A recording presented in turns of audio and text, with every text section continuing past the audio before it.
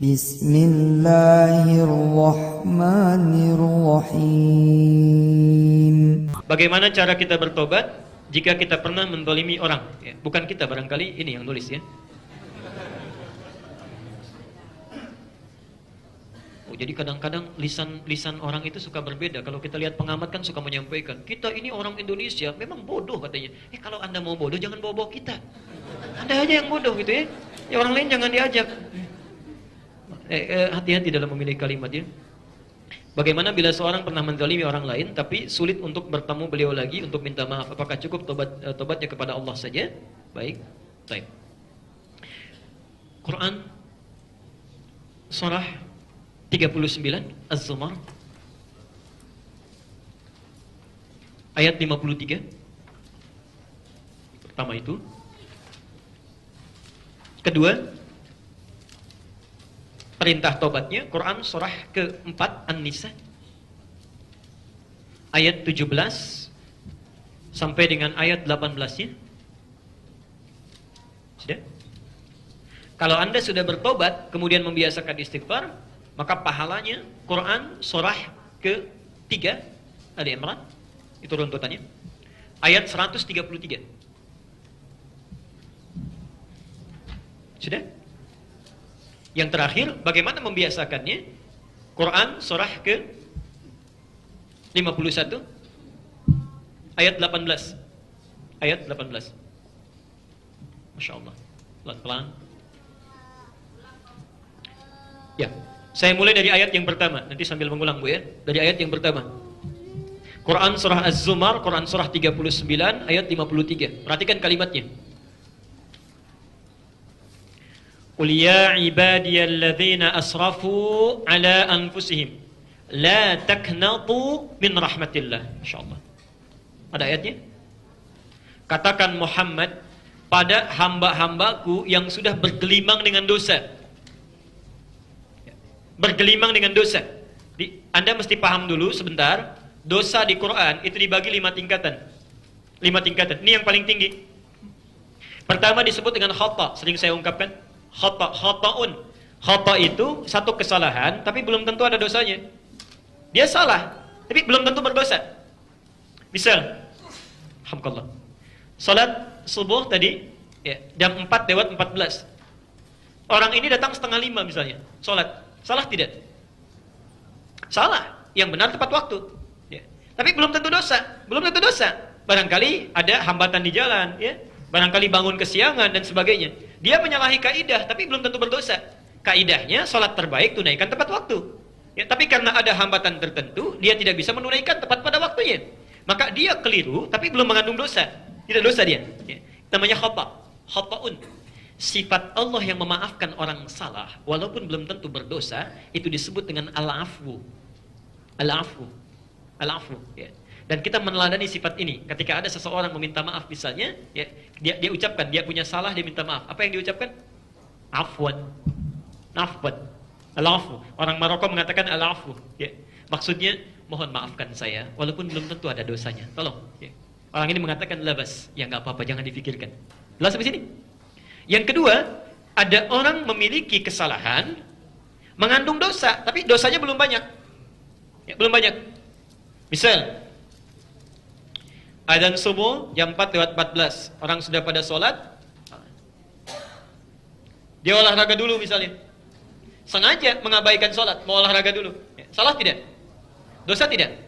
Dosa. Ya, dosa yang seperti ini naik tingkat dari khata'un menjadi dzambun.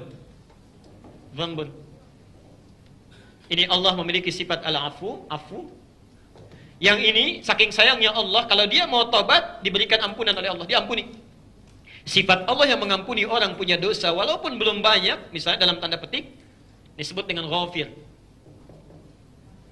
Ada Quran surah Ghafir Al-Mu'min, surah Quran surah ke-40 ayat 3 itu ya. Ghafir dipasangkan dengan dzambun. Ghafiriz dzambi wa qabilit taubi.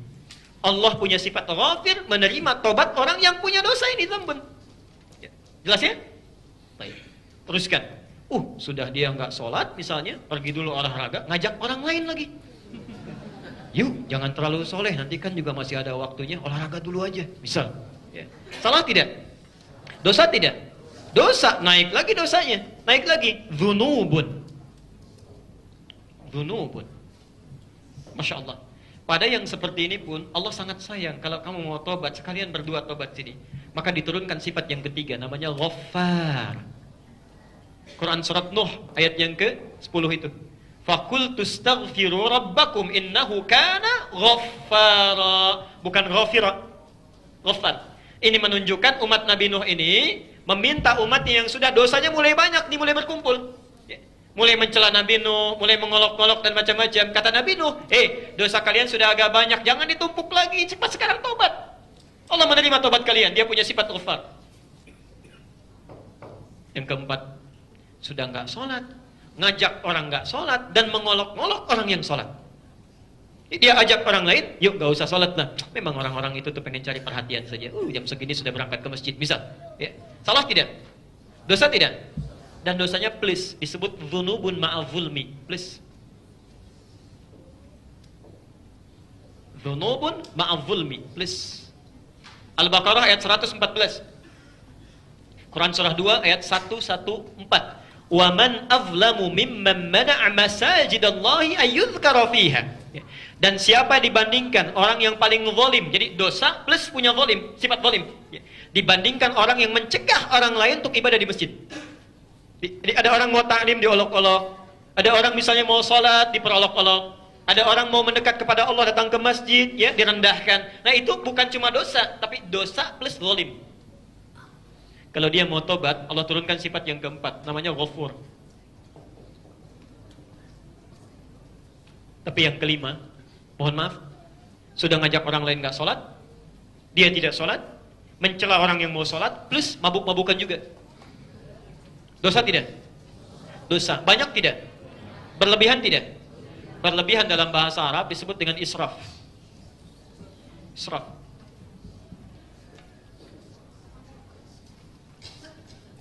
Ada orang yang dosanya sudah nggak terlukiskan. Banyak sekali.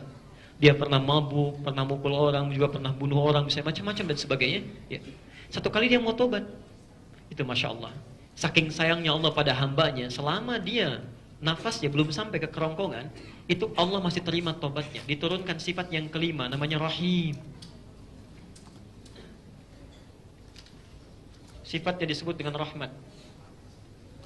Dan hebatnya, Masya Allah, masih dipanggil hamba, masih diaku. Ya. Perhatikan kalimatnya. Qul ya ibadi, katakan Muhammad, hei hamba-hambaku. Ada orang soleh dipanggil hamba. Bapak ibu tahu nggak kalau panggilan hamba itu, ya ibad itu jamak dari kata abdun. Abdun itu panggilan yang tertinggi, lebih tinggi dibandingkan rasul. Ya. Jadi kalau ada gelar melekat pada seseorang, diberikan wahyu, itu nabi untuk dirinya sendiri. Bila menyampaikan pada orang lain disebut dengan rasul. Tapi ada gelar lebih tinggi dibandingkan dengan nabi dan rasul, itu abdun namanya. Abdun. Ya. Karena itu Rasulullah SAW ketika beliau akan diangkat menerima perintah salat, melakukan Isra dan Mi'raj, itu tidak dipanggil dengan nama Rasul, tidak disebut dengan nama Nabi, tapi panggilannya menggunakan Abdun. Quran surah 17 ayat yang pertama itu. Subhanalladzi asra bi abdihi, bukan bi rasulihi, bukan bi nabihi. Padahal ayat lain bisa mengatakan, ya ayyuhan nabi, qul li azwajika wa banatika wa nisa'il mu'minin, ya ayyuhan rasul. Masya Allah, semuanya nabi, rasul. Tapi ketika akan Isra Mi'raj, kamu akan diangkat dengan anugerah tingkat tinggi, yang luar biasa, yang hebat. Kalimat-kalimat yang kurang di bawah itu tidak layak engkau sandang. Gunakan langsung kalimat tertinggi, abdun. Jamaknya ibadun. Ibadun. Karena itu ketika Allah meminta kita berdoa, sifat yang diminta, itu bukan rasul, bukan nabi, bukan. Tapi ibad. Ibad. Quran surah 2 ayat 186. Wa idza sa'alaka ibadi. Allah, ada orang dosa. Dosanya sudah berlumur luar biasa, berlumpur menghitam. Dia mau tobat, oleh Allah masih dipanggil hamba. Hambaku, sini. Kau datang dengan merangkak, saya berjalan. Engkau berjalan, saya berlari. Saya mau tanya sebentar. Yuk kita bandingkan ya. Bapak ibu punya anak nakal luar biasa. Memporak-porandakan kehormatan rumah tangganya, ya, mencerai-beraikan ayah bundanya, menghancurkan martabat keluarga dan sebagainya. Luar biasa lah, ya, kekacauannya luar biasa. Satu kali pergi dari rumah, ya, kemudian datang lagi ke rumah untuk minta maaf. Sudah menghancurkan nama keluarga, menjelek-jelekan kedua orang tua, buruknya luar biasa. tiba-tiba satu masa datang ke rumah untuk minta maaf, diterima tidak? Diterima tidak? Diterimanya dengan penuh senyuman atau cemberut dulu? Ngapain kamu ke sini? Kamu bukan anak saya. Oh, bukan anak saya. Lantas anak siapa? Kita marah duluan tuh. Allah tidak. Makanya ada beda antara khalik dengan makhluk. Allah tidak. Qul ya ibadi, hei hambaku sini. La taqnatum, qul ya ibadiyalladzina asrafu. Katakan Muhammad, hei hambaku yang sudah israf banyak dosanya ini. Ya. La taqnatu min rahmatillah. Kamu jangan putus asa dari rahmat Allah. Kesalahan apa sih yang mau kerjakan? Sini. Sebelum meninggal saya ampuni. Sebelum meninggal saya ampuni. Masya Allah. Dibayangkan ya, kalau Anda sudah ditawarkan 5 keadaan ini, kecil dimaafkan, dosa menengah sampai banyak, sampai tak terhitung, mau dimaafkan juga, masih mau diampuni. Masih mau diampuni. Ya. Masya Allah. Dan sudah ditawarkan ini, nggak mau minta ampun juga, dengan cara apa lagi Allah mesti mengampuni? Bertakwalah ketika Anda punya keinginan untuk bertobat, itu yang terbaik di antara seorang hamba. Yang terbaik di antara seorang hamba. Jadi ketika Anda menuliskan pertanyaan, disampaikan bagaimana cara mesti tobat, kasih sayang Allah sudah diturunkan. Dan Anda jangan lepaskan itu, jangan lepaskan itu. Ya. Karena itulah kalau ini sudah disampaikan, 5 hal ini dirangkum di Al-Baqarah ayat 286. Quran surah 2 ayat 286. Kita hafal. La yukallifullahu nafsan illa, Allah tidak akan mungkin memberikan beban kehidupan kecuali kita mampu. Pasti mampu itu. Bapak Ibu jangan menangis kalau punya masalah, karena tidak dititipkan pada kita kecuali kita mampu. Jadi kalau kita nggak mampu nggak akan dikasih. Jadi jangan mengeluh. Ya Allah, kenapa mesti saya? Karena kamu yang mampu, yang lain tidak. Why me? Why not? Ya. Kenapa saya? Why not? Kenapa tidak? Kamu yang bisa, yang lain tidak. Maka berbahagialah, berbahagialah. Ya. Karena nggak mungkin dikasih sesuatu kecuali kita mampu. Tapi kadang-kadang ketika diperintahkan itu ada yang merespon dengan cepat, dapat pahala. Lahama kasabat, tapi ada yang menghindari itu. Ya, menghindar dari itu, wa alaiha kasabat, salah dia. Dipanggil azan, Allahu Akbar, merespon cepat, salat, lahama kasabat. Lari, olahraga, enggak didengarin suara panggilan azan. Wa alaiha maktasabat, dapat dosa dia.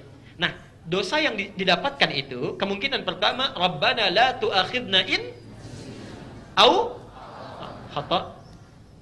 Rabbana wa la tahmil alaina isran kama hamaltahu Dhanbun, dhunubun ma'a dhulmi, 3 sekaligus. Rabbana wa la tuhammilna ma la israf. Khata pasangannya apa? Al-afu. Teruskan ayatnya. Wa'fu anna. Ini yang 3 pasangannya ghafir, ghafar dengan ghafur. Kalimat permintaannya ighfir, waghfir lana. Israf pasangannya apa? Rahim. Kalimat permintaannya warhamna. Anta maulana, ya Allah, kalau bukan engkau yang mengampuni, lantas kepada siapa lagi hamba mesti minta ampun? Pada siapa lagi?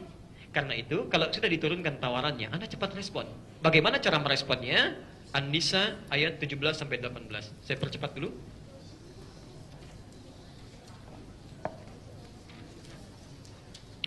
Innamat taubatu lilladzina Innamat taubatu 'ala Allah lilladzina ya'maluna as-su'a bijahalatin thumma yatubuna min qarib.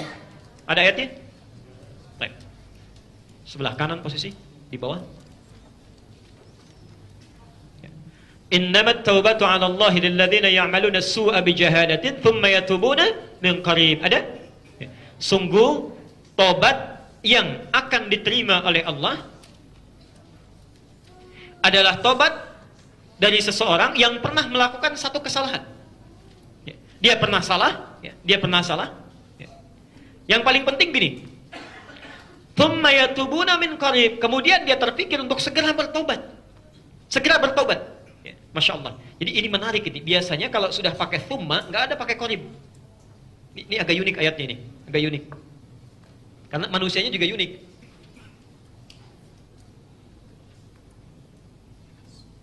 Perhatikan sini. Innamat taubatu 'ala Allahi lilladzina ya'maluna as-su'a. Sungguh kalau ada orang mau tobat, bagaimana caranya ya Allah? Tobat itu akan diterima oleh Allah jika orang melakukan kesalahan, bijahalah, karena sebab jahalah. Jadi kalau bukan jahalah, nggak akan diterima. Apa itu jahalah? Maknanya 2.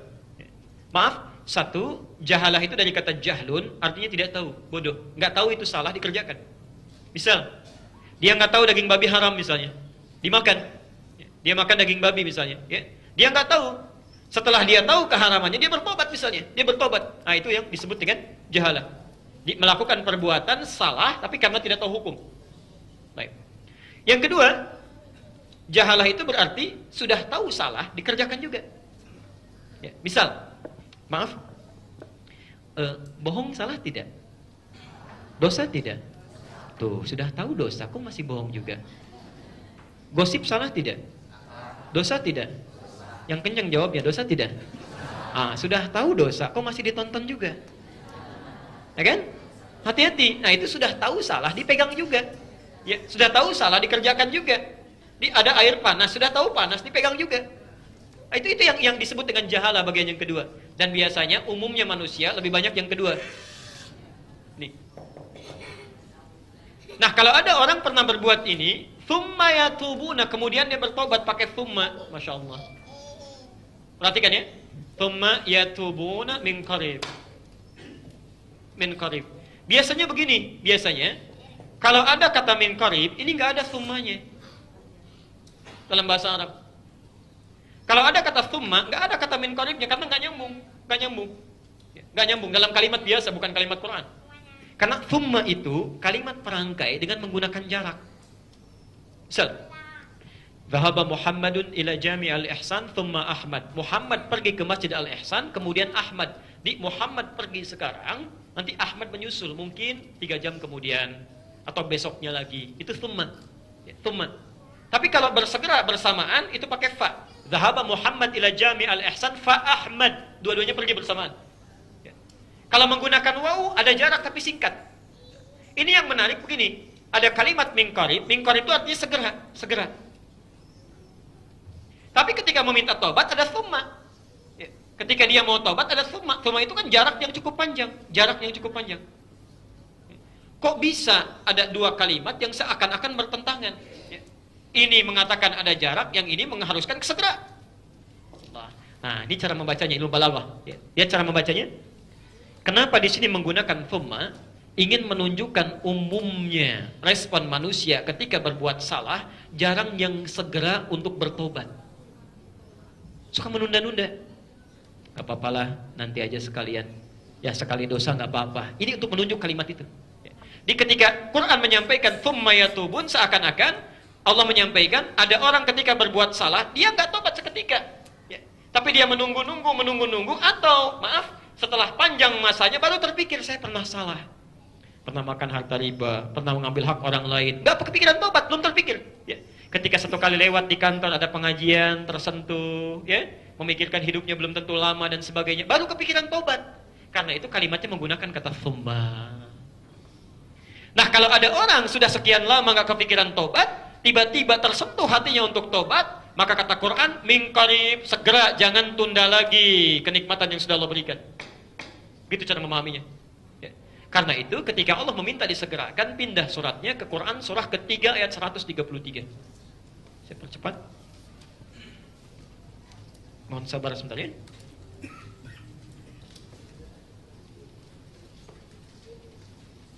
Pelan-pelan. Wasari'u ila maghfiratin min rabbikum wa jannatin arduha as-samawati wal ardu 'iddat lil muttaqin. Allah. Ya. Kita mau berakhir, perhatikan kalimatnya. Wasari'u. Ya. Dan bersegeralah kalian ila maghfiratin, untuk mendapatkan ampunan dari Allah, segera tobat. Ya.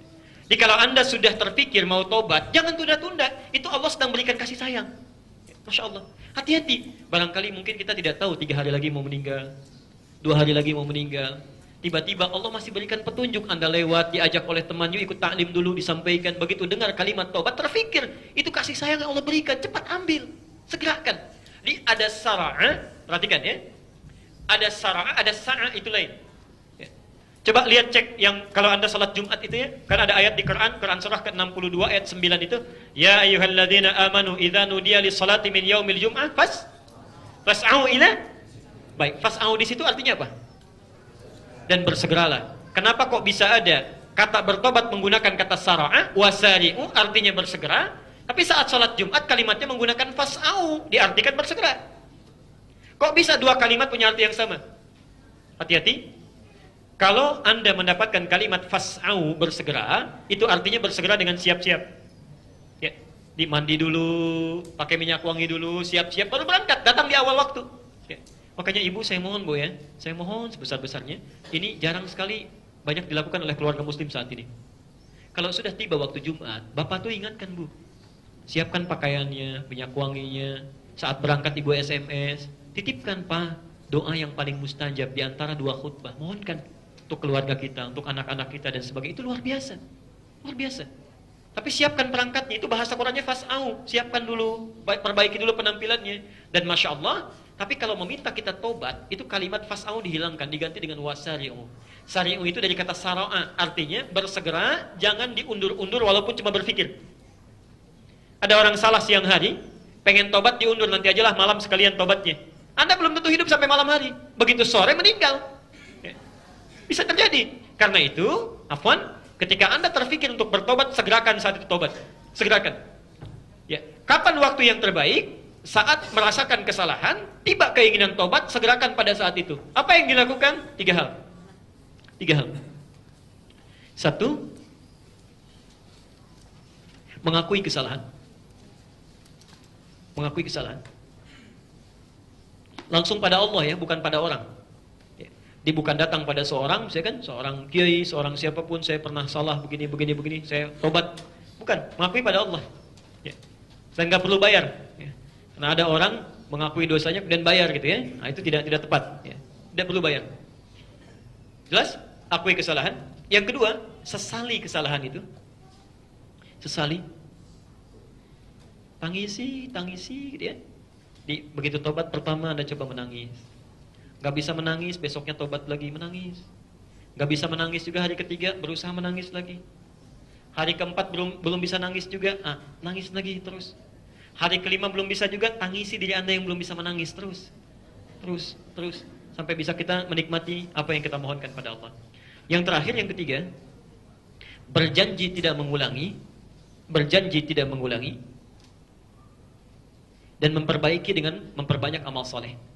Berjanji tidak mengulangi dan memperbaiki dengan memperbanyak amal saleh. 1, akui. 2, sesali. 3, berjanji tidak mengulangi kembali dan memperbanyak dengan amal saleh. Itu bila terkait dengan Allah langsung. Misal dulu jarang sholat, ya. Misal dulu nggak pernah baca Quran, ya. Macam-macam. Itu 3 hal lakukan. Ya. Bila kemarin misalnya Anda yang jarang-jarang sholat, sekarang orang lain kerjakan fardu, Anda tambah dengan sunnahnya. Ya. Orang lain puasa misalnya Ramadan saja, Anda tambah Senin Kamisnya, puasa Daudnya, macam-macamnya, Masya Allah. Ya. Tapi kalau kesalahan terkait dengan manusia, tambah yang keempat. Meminta maaf dan menyelesaikan urusan yang terkait. Meminta maaf dan menyelesaikan urusan yang terkait. Hati-hati ya, Bapak Ibu, hati-hati. Terutama ibu Bu ya, terutama ibu. Saya beri contoh begini. Ada seorang berbuat salah ya, pada orang lain, misal mencela misalnya, mencela. Sebetulnya ketika dia mencela si A, sepanjang dia mau minta maaf, itu Allah sudah tutup itu. Ditutup oleh Allah, tidak disebarkan. Ya. Di urusannya antara orang itu dengan orang yang berbuat salah saja. Ya. Jadi kalau orang yang mencela ini mau minta maaf, sepanjang dia tidak menyebarkan, itu akan ditutup oleh Allah. Ya. Sampai dia minta maaf. Ya. Tapi yang jadi masalah kadang-kadang, mohon maaf, sudah tahu salah, disebarkan juga kesalahannya. Disebarkan juga. Misal, ada seorang mencela si A, lalu mencelanya nggak tanggung-tanggung, dicela misalnya di media sosial. Ya. Masya Allah, kelihatannya seperti orang baik, ternyata dia itu tidak seperti yang digambarkan banyak orang. Misal, orang penasaran siapa sih? Terus sudah panggil orang. Ya. Sebutkan ciri-cirinya, sebutkan begini-begitu, itu tersebar sedunia. Yang jadi masalah, ketika si fulan ini orang baik misalnya, orangnya baik, ya, cepat memaafkan, sebelum diminta pun sudah dimaafkan. Urusan dia memaafkan selesai dengan Allah. Tapi urusan yang mencela kalau belum minta maaf, itu belum selesai dengan Allah. Belum selesai. Yang jadi masalah, ketika si fulan memaafkannya, selesai masalah dengan si fulan. Misal, si A punya salah dengan si B. Ya. Si A menyebarkan. Lalu satu masa, si A minta maaf kepada si B. Nah, kalau diterima pemaafannya itu, dosa si A kepada si B dihapuskan, tapi si A yang telah menyebarkan informasi itu tetap menanggung dosa dari itu. Sepanjang dia tidak meralatnya. Dan biasanya kalau salah sudah menyebar, itu tidak mudah untuk merawatnya itu. Tidak mudah. Makanya jangan sampai mudah sekali kita, maaf sebelumnya, jangan sampai mudah menyebarkan sesuatu yang belum jelas. Bahkan, kalaupun itu terkait dengan kesalahan. Ya. Jelas sampai sini? Baik. Nah, adapun masalah yang terkait seperti utang piutang dan sebagainya, itu mesti diselesaikan dulu. Ya. Tidak lantas minta maaf, utang lunas ya. Belum tentu. Ya, belum tentu. Kalau dia mengiyakan, alhamdulillah. Kalau tidak, ya tetap berlaku. Ya. Baik, yang terakhir, kalau Anda sudah bisa melakukan itu, maka berbahagialah dan tinggal melihat diterima atau tidak. Ciri tobat seseorang diterima, itu umumnya ada dua. Ciri tobat seseorang diterima, umumnya ada dua.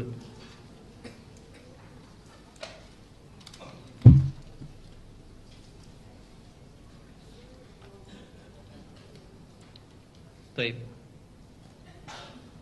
Satu, merasa tidak suka dengan berbagai maksiat dan kesalahan, khususnya yang pernah dilakukan. Ya, dengan berbagai maksiat dan kesalahan, khususnya yang pernah dilakukan. Misal, ada seseorang pernah bergibah, dia bertobat dari gibah. Maka ciri tobatnya diterima. Setiap dia mendengar, melihat, menyaksikan sesuatu yang terkait dengan gibah, dia nggak akan suka. Begitu pulang ke rumah, misalnya, pagi-pagi acara TV sudah gibah, dia nggak akan suka, dia akan pindahkan pada channel lain. Ya. Radio misalnya sudah berbicara tentang gibah, dia akan pindahkan pada yang lain. Melihat orang kumpul-kumpul, begitu bergabung, kok judulnya pengajian, tapi membicarakan orang lain, dia akan menghindar dari situ. Alhamdulillah, itu salah satunya. Bahkan sebagian orang lebih melakukan kebaikan. Wah, ini isinya televisi nggak baik semua nih, nggak bagus misalnya ya. Ada acara yang tidak bagus, mengajak pada keburukan, dia akan ganti, cari yang lebih bagus. Ya. Cari program yang lain, lebih banyak mendekatkan diri pada Allah. Kalau Anda bisa mencari yang baik, kenapa pilih yang jelek? Kenapa pilih yang jelek? Tinggalkan aja. Tinggalkan, selesaikan. Itu caranya. Ya. Di tanda yang pertama, dia tidak akan suka dengan maksiat, khususnya pada yang pernah dikerjakan. Kalau sudah nggak suka dengan aneka maksiat, itu sudah bagus. Ya. Misalnya, saya gosip sudah nggak suka. Ya, tapi kumpul-kumpul nggak apa-apa lah misalnya. Itu tidak tepat. Ya. Nah, dia akan merasakan yang lain tuh nggak enak semua. Bohong tidak nikmat, melihat orang jarang ke masjid sudah nggak enak, ya, macam-macam. Itu tandanya ada kebaikan besar di situ. Ya. Yang kedua, ciri yang paling utama adalah ibadahnya, kebaikannya semakin meningkat. Semakin meningkat, maka berbahagialah kalau Anda mendapati itu. Ya, semakin meningkat.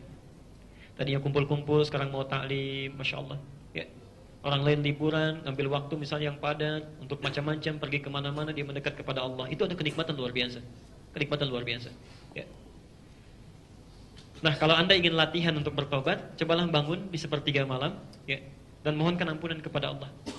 Ya, setelah tahajud, waktunya setelah tahajud beberapa saat menjelang fajar itu paling bagus. Karena Allah dalam hadis qudsi melalui lisan Rasulullah SAW menyampaikan, dan hadis ini qudsi diriwayatkan orang pertamanya 31 orang sahabat senior. Orang pertamanya. Ini tafsir dari ayat Quran surah ke-51 ayat ke-18. Di sini kita berhenti. Wabil ashari hum yastaghfirun. Quran surah Az-Zariyat ayat ke-18. Wabil ashari, dan di waktu-waktu sahar. Sahar itu waktu singkat menjelang fajar. Saya sudah pernah jelaskan, ya. Jadi kalau fajar 4.14, Anda jam 4 kurang seperempat selesai tahajud, jangan kemana-mana dulu, duduk. Perbanyak istighfar. Ya, mohon ampun, ingat dosa dan sebagainya, macam-macam, insyaallah. Itu langsung hadis qudsi, ya, hadisnya qudsi. Yanzilu Rabbuna tabaraka wa ta'ala, Allah akan turun ke langit dunia, maksudnya membentangkan rahmatnya, ya. Kemudian fayaqulu, dan menyampaikan 3 hal.